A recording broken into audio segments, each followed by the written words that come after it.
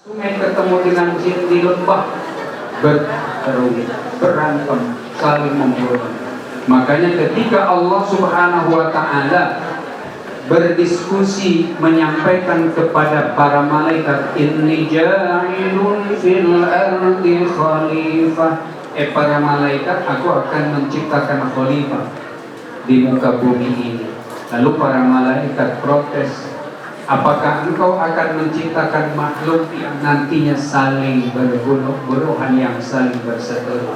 Lalu kata Allah, inni a'lamu wa antum la ta'lamun. Aku lebih tahu, kamu tidak tahu apa-apa.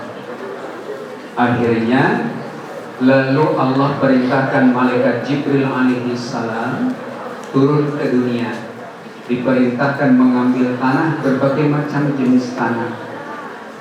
Tapi ketika akan mengambil tanah bicara sama malaikat Jibril, wahai Jibril, apakah engkau juga akan turut serta bertanggung jawab atas perbuatan makhluk yang tercipta dari tanah sementara mereka durhaka terhadap Allah?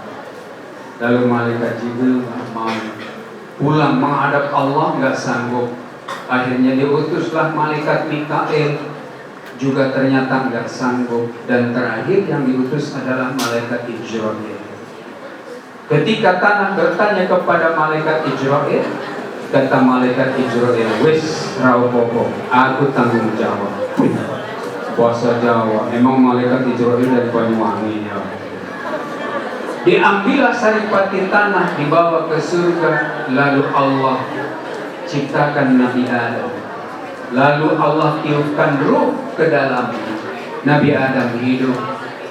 Lalu hidup di surga serba ada, serba komplit, semua lengkap. Hanya saja pepohonan, kemudian juga hewan, semuanya berpasang-pasangan. Hanya Nabi Adam alaihissalam yang tidak memiliki pasangan. Lalu bermohon kepada Allah, ya Allah, kalau saja engkau telah menciptakan burung, ada yang betina dan juga yang jantan, maka aku bermohon ciptakanlah aku pasangan hidupku. Lalu Allah perintahkan Nabi Adam untuk berbaring. Tidurlah wahai Adam. Tertidur Nabi Adam, diambillah tulang rusuknya satu. Lalu Allah juga gambarkan peristiwa ini di dalam salah satu ayat Al-Quran. Ya ayyuhan nasu taqu rabbakumul ladzi khalaqakum min nafsin wahidah. Manusia semua, bertakwalah kamu kepada Allah yang telah menciptakan dirimu dari satu orang. Jadi kamu nih, tulang rusuknya ada yang hilang, nggak tahu yang menemukan apakah di sana ataukah di luar sana. Artinya apa? Bahwa jodoh kamu sudah Allah tetapkan jauh hari sebelum kamu lahir ke dunia. Nggak usah galau kalau kamu belum punya pasangan. Insya bagian masih bayi kamu masih sana ya. Lalu Allah ciptakan Siti Hawa, cantiknya seperti apa? Masya Allah. Dalam beberapa kitab digambarkan, andaikan seluruh wanita tercantik di dunia ini digabung jadi satu, belum setara dengan sepertiga kecantikan Siti Hawa. Masya Allah. Cowok antik tenang, cowok antik bol. Lanjut. Diam. Siapa nih? Kita ajak ke depan. Oke. Teman-teman yang saya banggakan, cantik luar biasa. Nanti ada guru fikih yang memberikan penjelasan. Saya ingin sambung hubungkan. Nabi Adam minta sama Allah, ya Allah, kalau memang dia adalah pasangan hidupku, maka tolong halalkan, nikahkan saya, satukan saya ya Allah. Oh boleh, kata Nabi Adam, tapi ada syarat. Apa syaratnya ya Allah? Harus bayar mahar. Maharnya pakai apa ya Allah? Orang di sini di Jalan Sulawesi, di Jalan Sumatera belum ada yang jual emas. Pakai Al-Quran belum juga ada yang bisa nyetak Al-Quran. Alat sholat, sing adanya nggak ada yang punya kemampuan untuk menjahit. Akhirnya kata Allah kepada Nabi Adam, wahai Adam, mahar atau mas kawinnya bersolawatlah kepada nama yang tercantum di atas pintu arasku. Jadi Nabi Muhammad SAW sebelum diciptakan wujud jasmaninya, Allah sudah ciptakan yang disebut dengan Nur Muhammad, di mana nama itu diletakkan di atas pintu arasnya Allah. Di situ tertulis Allah dan Muhammad Rasulullah. Berapa kali ya Allah saya harus bersolawat? 100 kali dalam satu tarikan nafas. Ada yang kuat? Jangankan kamu, Nabi Adam itu postur tubuhnya tinggi, kata Rasulullah. Nabi Adam itu tingginya 60 hasta. 60 hasta itu sebanding dengan 27 meter. Jangan tanya, Pak Ustadz, berapa tuh nomor sepatunya? 27.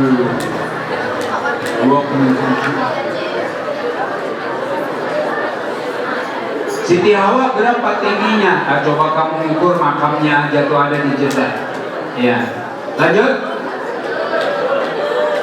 Lalu pada saat itu Nabi Adam bersolawat bayar mahar. Ternyata kuatnya hanya 50 kali. Allah nanya, Adam, berapa kali kamu mampu berucap solawat untuk maharmu? Ya Allah, saya cuma mampu 50 kali. Gimana ya Allah, jadi nggak nikahnya? Boleh, kata Allah. Dengan catatan engkau harus bayar yang 50 kali sholawat itu dengan bacaan tanpa satu tarikan nafas. Sehingga para ahli ilmu fikih bersepakat bahwa siapapun yang melangsungkan akad pernikahan antar seorang laki-laki dengan perempuan, mas kawinnya boleh dihutang. Paham? Nah, ini pelajaran fikih. Tapi jangan berencana nanti kata Pak Ustadz kan boleh ngutang, kan gitu ya. Kan diutang nggak boleh. Semampu kamu maksimalkan, dan yang perempuan gak usah pakai standar mahar terlalu tinggi. Jangan memberatkan. Karena kata Rasulullah, sebaik-baiknya wanita adalah yang paling murah maharnya. Amin ya Rabbal. Lanjut. Allah perintahkan kepada Adam dan Siti Hawa untuk menikmati fasilitas surga. Wala taqraba hadhihi syajarata fatakuna minadh dhalimin. Kata Allah itu, kamu hiduplah makan enak-enak di surga, tapi jangan sekali-kali mendekati pohon ini. Larangannya satu, jangan mendekati pohon di surga. Akhirnya ketika tadi terlewat, ketika Nabi Adam telah diciptakan, iblis ini nggak mau untuk memberikan penghormatan kepada Adam. Aba wastakbar. Dia mengelak dan juga berbuat sombong. Akhirnya dikutuk, dilaknat oleh Allah. Karena dikutuk dan dilaknat oleh Allah, iblis laknatullahi alaih iri kepada Nabi Adam. Digodalah Nabi Adam untuk melakukan pelanggaran. Nabi Adam kuat, dirayulah Siti Hawa. Hawa akhirnya kena rayuan iblis, meminta kepada suaminya Nabi Adam alaihi salam agar supaya mendekati pohon itu. Kata Nabi Adam, jangan. Ini sudah larangan aturan di surga yang Allah tetapkan. Tolonglah sekedar mendekat. Nabi Adam dirayu oleh Siti Hawa, ya yang penting mendekat aja. Pas sudah mendekat tiba-tiba minta diambilkan buah kurma. Terjadilah pelanggaran di surga. Sebagai konsekuensi logisnya dia harus terusir dari surga. Nabi Adam akhirnya dijatuhkan, dikirimkan ke dunia dalam keadaan golak gulitan. Nabi Adam diturunkan di India, sementara Siti Hawa di wilayah Mekah. Mereka berjauhan ribuan, ratusan ribu tahun terbengkalai hidupnya tanpa kedekatan. Ketika mereka diturunkan ke dunia, gelap. Nabi Adam bingung. Nabi Adam merasa takut karena di dunia gak ada teman manusia yang lain. Akhirnya tiba-tiba di ufuk timur, di wilayah arah timur, tatkala fajar terbit begitu terang, Nabi Adam bersyukur ada cahaya menerangi dunia. Dan pada saat itu sebagai wujud syukur Nabi Adam alaihissalam atas diterbitkannya dunia cahaya, pada saat itu bersyukur kepada Allah dengan menunaikan sholat subuh 2 rakaat. Jadi orang yang pertama kali menunaikan ibadah sholat subuh adalah Nabi Adam. Terus matahari terbit. Nah, di saat waktu duhur, orang yang pertama kali menunaikan ibadah sholat duhur adalah Nabi Ibrahim. Kenapa Nabi Ibrahim alaihissalam menunaikan ibadah sholat duhur? Karena pada saat itu Nabi Ibrahim bersyukur kepada Allah tatkala Allah perintahkan untuk mengorbankan Ismail, dan tatkala pisau telah diletakkan di leher Ismail, lalu Allah gantikan Ismail dengan seekor domba. Akhirnya yang disembelih adalah seekor domba. Sebagai wujud syukur kepada Allah, maka Nabi Ibrahim alaihissalam menunaikan ibadah sholat duhur. Bisa dilanjut? Lalu siapa orang yang menunaikan ibadah sholat asar pertama kali? Adalah Nabi Yunus alaihissalam. Nabi Yunus alaihissalam adalah Nabi Allah yang Allah perintahkan untuk menyebarkan agama Islam, agama yang Allah turunkan ke dunia.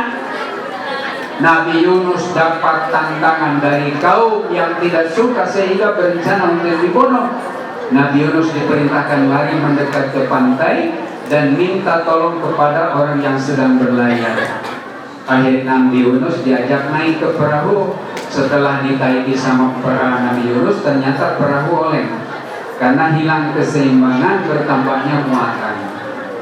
Akhirnya kesepakatan nahoda dan semua penumpang, ayolah kita adakan undian. Bagi yang namanya keluar sampai 3 kali, maka wajib ia dibuang ke laut.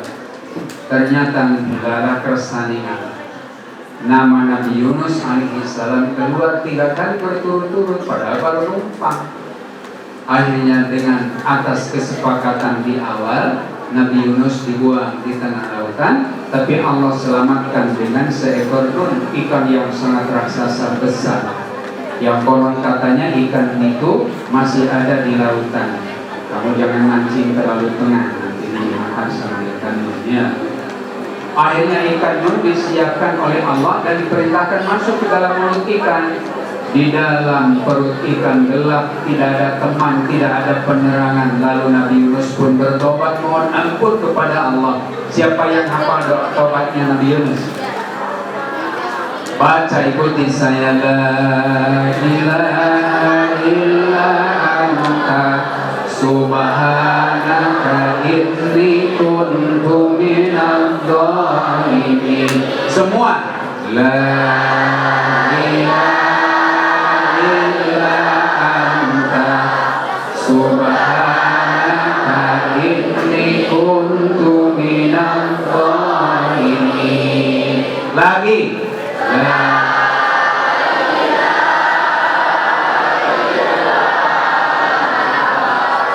subhanaka inni kuntu minadh dhalimin.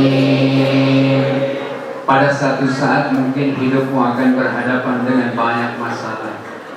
Ibu bapakmu sulit nyari duit, SPP belum bayar, ibu bapakmu belum bayar kos-kosan, pasti pusing. Pasti kamu ikut terbawa dalam suasana yang tidak nyaman. Baca taubatnya Nabi Yunus, insya Allah Allah kasih jalan keluar. Amin ya Rabbal. Selanjut, akhirnya Nabi Yunus bisa Allah selamatkan. Diselamatkannya Nabi Yunus bersamaan dengan waktu asar, maka Nabi Yunus bersyukur kepada Allah atas keselamatan yang sudah terjadi terhadap dirinya dan juga menunaikan ibadah sholat lanjut. Lalu ke sholat maghrib. Sholat maghrib itu yang pertama kali menunaikannya adalah Nabi Musa alaihissalam. Nabi Musa alaihissalam adalah Nabi Allah yang menyebarkan agama Allah, menyampaikan pesan-pesan Allah, tapi ditentang oleh kaum Bani Israel dan orang-orang yang tidak suka padanya. Berencana untuk dibunuh dan juga dihabisi. Nabi Musa diselamatkan. Penyelamatan Nabi Musa alaihissalam persis menjelang maghrib tiba. Ketika telah terselamatkan dengan tenang, waktu maghrib tiba, sebagai wujud syukur kepada Allah, Nabi Musa alaihissalam menunaikan sholat 3 rakaat. 3 sholat lanjut. Yang terakhir adalah sholat Isya. Sholat Isya itu ditunaikan oleh Nabi Isa alaihissalam karena ia telah diselamatkan oleh Allah dari orang-orang yang berencana untuk membunuhnya. Persis menjelang waktu Isya tiba. Setelah waktu Isya tiba, Nabi Isa bersyukur kepada Allah menunaikan ibadah sholat Isya. Rangkaian ibadah sholat yang kita tunaikan saat ini merupakan gabungan dari beberapa ibadah sholat yang pernah ditunaikan oleh para nabi terdahulu.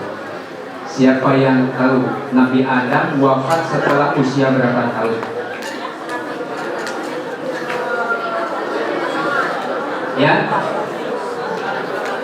Ya, para ulama punya pendapat bervariasi. Ada yang menyampaikan 930 tahun, tapi ada sebagian yang 1000 tahun. Nabi Nuh alaihissalam wafatnya di usia 950 tahun. Saya tanya sama kamu mau nggak hidupnya lama seperti Nabi Nuh? Tapi kamu selalu minta panjang umur. Kalau didoakan panjang umurnya sama kayak Nabi Nuh juga nggak mau. Artinya apa? Bahwa kita tidak perlu memiliki umur yang dahsyat panjang, tapi kurang bermakna. Bermohonlah kepada Allah umur panjang tapi membawakan manfaat. Khairun nasi man tala umruhu wa hasuna amaluhu. Sebaik-baiknya orang adalah orang yang panjang umurnya dan baik amal perbuatannya. Wa syarrun nasi, dan manusia yang buruk adalah orang yang panjang umur tetapi buruk pula perbuatannya. Teman-teman, masih 5 menit lagi, sebentar. Saya lanjutkan pesan berikutnya. Ada seorang penulis, Amit Ray namanya, orang India, pernah mengatakan begini: life is like a road. It has many bends, up and down, but it's beauty. Siapa yang tahu ini?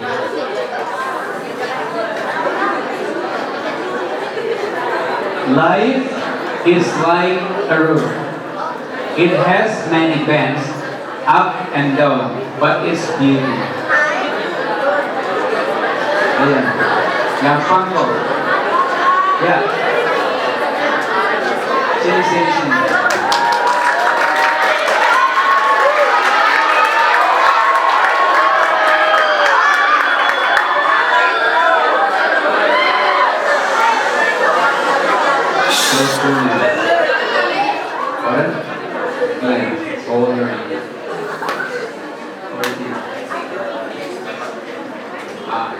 You're going to be 15 this month. Yeah. And then it will be on April, March.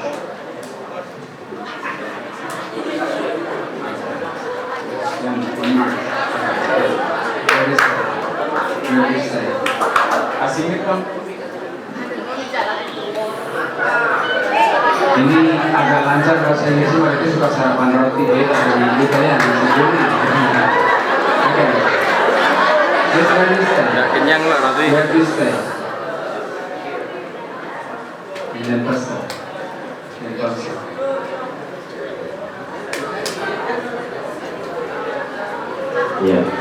In Denpasar.